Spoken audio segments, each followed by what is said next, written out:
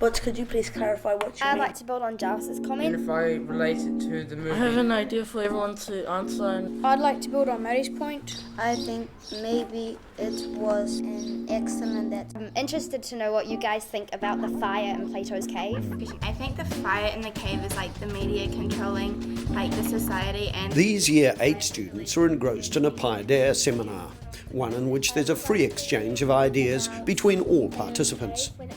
It's a context where everyone's equal and where the classroom teacher takes a back seat. It's a lot more friendlier and a lot more interactive with all of your peers, and it wasn't just straight out of a textbook. The students, us, we drove the conversation and we understand better from each other than if a teacher were to stand up there and get us to speak. A lot of people in the class usually don't speak to each other. They've sort of got groups of people, like there's a group of boys and a group of girls and then a group of both, and they don't really communicate with each other, but I think the seminar was a great way of sharing ideas between different people.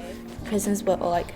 The Paideia movement began in the USA in the 1980s as a response to a system that its originator Mortimer Adler saw as increasingly anti-democratic and inequitable. Adler outlined his ideas in this contentious book. The Paideia proposal is a fusion of conservative and liberal forces. It asserts that schools should model democracy, treat everyone as unique individuals, and focus on a rigorous core curriculum. While a school's role is to help students acquire organised knowledge, it also has a responsibility to develop intellectual skills and the understanding of ideas and values. Adler's proposal was for whole school change, but most support came from individual teachers who wanted to implement Paideia principles in their classrooms.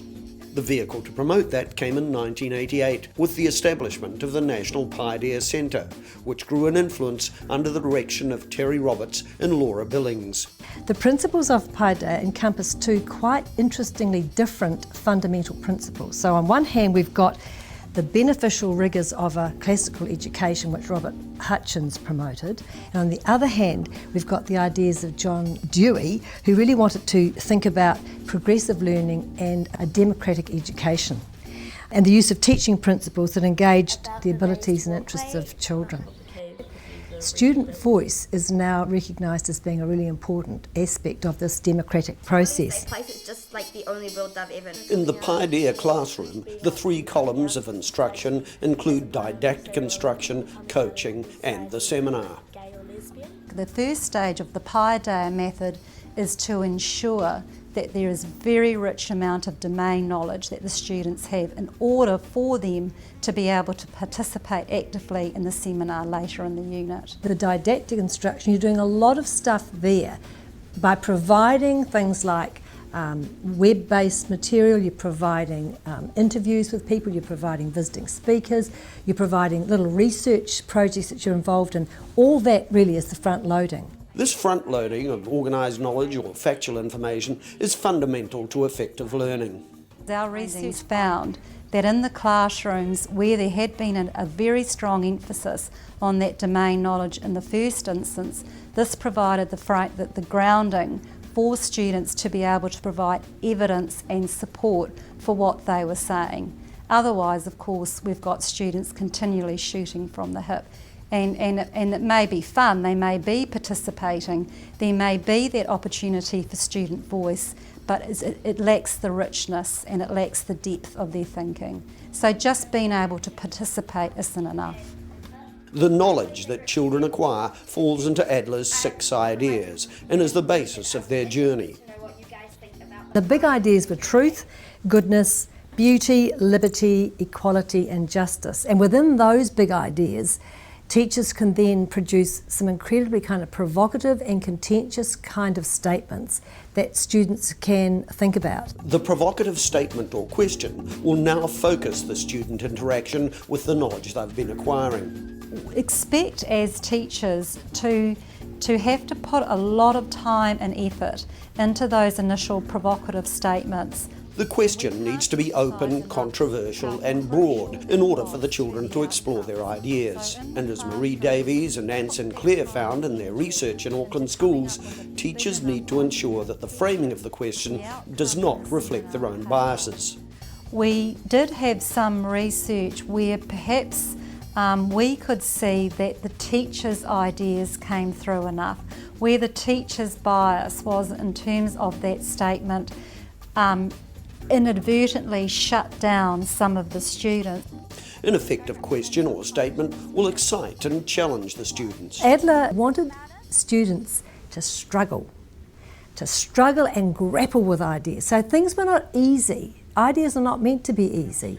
And I think that this is one of the things that actually make the Paideia seminar so interesting for students to be involved in, because it's not about the stuff we know, it's about the stuff we don't know. And it's that stuff of searching for the truth, but it's whose truth and where does truth actually fit in. And there may be no finite end to truth. While the Paideian big question would appear to fit comfortably in subjects like social studies and English literature, it can also enrich learning in other areas. I was doing a science topic on the living world where we're meant to be doing, classification and symbiosis and relationships and things like that. I was like, how does this fit into science? And what we did was, for the didactic part and the coaching part, that was more about all those scientific concepts, and then for the seminar we took it into more the values and how that relates to human behaviour. So we actually did the Lorax, the Dr. Seuss books, and I chose that because in my class there's level 2 to level 6.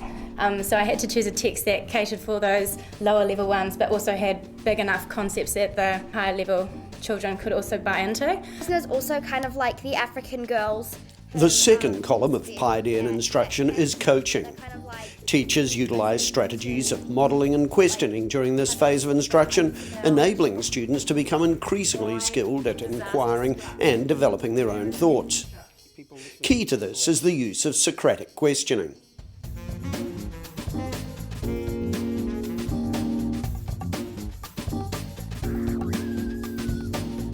And it's absolutely crucial from word go that the teachers explicitly teach the students the skills of Socratic questioning. What we mean by that is that the teachers are challenging the students.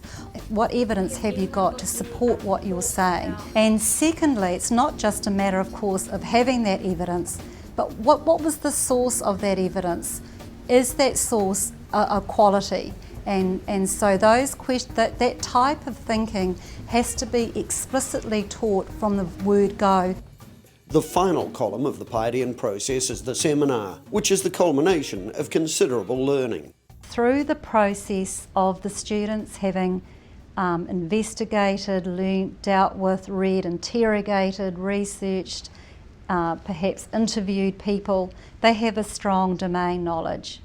They go through the process of the coach project where they are developing and forming a stance for the seminar.